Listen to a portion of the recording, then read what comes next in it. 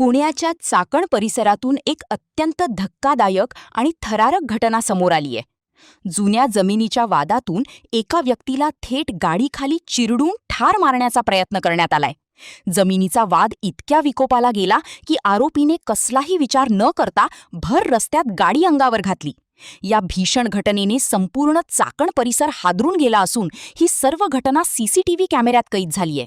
नेमका हा प्रकार काय आहे आणि कशामुळे हे पाऊल उचललं गेलं?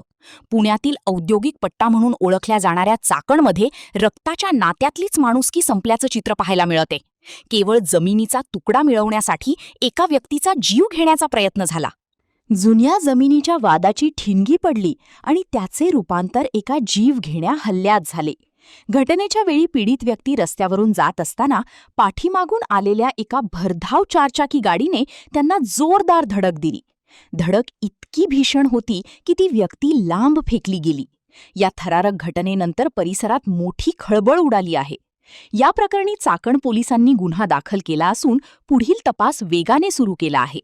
जमिनीच्या वादातून अशा प्रकारे कायदा हातात घेणाऱ्यांवर आता पोलीस काय कडक कारवाई करणार याकडे सर्वांचे लक्ष लागले आहे.